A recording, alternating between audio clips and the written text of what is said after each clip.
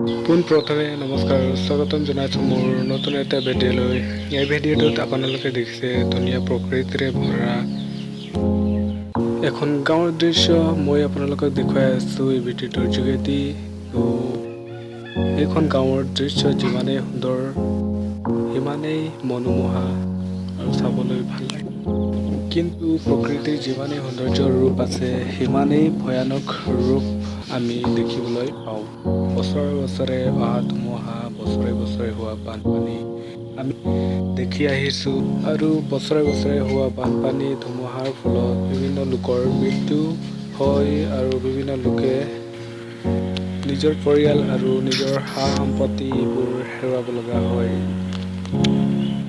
তো মই এই ভিডিঅ'টোৰ যোগেদি আপোনালোকক আহ্বান জনাইছোঁ, সাৱধানেৰে থাকক, সুৰক্ষিত থাকক। আপোনালোকে নিশ্চয় ভাবি আছে মই এই কথাবোৰ কিয় কৈ আছোঁ, কাৰণ প্ৰতি বছৰে বানপানী ধুমুহা হৈয়ে থাকে। আৰু এই ভিডিঅ'টোৰ যোগেদি আপোনালোকে নিশ্চয় দেখি আছে ধুমুহা বতাহ মাৰি আছে, কেনেদৰে গছ গছনিবোৰ লৰি আছে, আপোনালোকে চাই আছে ভিডিঅ'টোৰ যোগেদি।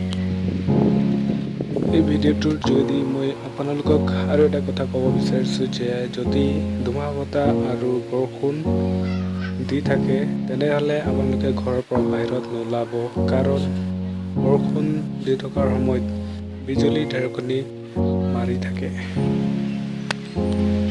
এনে সময়ত যদি আপোনালোকে বাহিৰলৈ ওলাই যায় তেতিয়াহ'লে হ'ব পাৰে বিজুলী ঢেৰেকনি আপোনাৰ ওপৰতো পৰিব পাৰে। গতিকে আপোনালোকে ঘৰৰ ভিতৰত থাকক, সুস্থ থাকক, সুৰক্ষিত থাকক।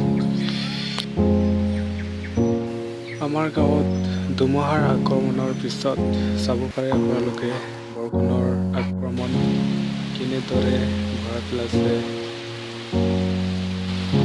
মই এবাৰ কেমেৰাখন ঘূৰাই দেখাবলৈ চেষ্টা কৰিছোঁ আপোনালোকক। দৃশ্যবোৰ চাই থাকক। যদি ভিডিঅ'টো ভাল লাগিলে লাইক কৰিব, শ্বেয়াৰ কৰিব, কমেণ্ট কৰিব আৰু ছাবস্ক্ৰাইব কৰিবলৈ নাপাহৰিব। ভিডিঅ'টো চাব পাৰে আপোনালোকে পানী কেনেদৰে ভৰি আছে আৰু পূৰা ভৰাই পেলাই আছে, আমাৰ চাব পাৰে।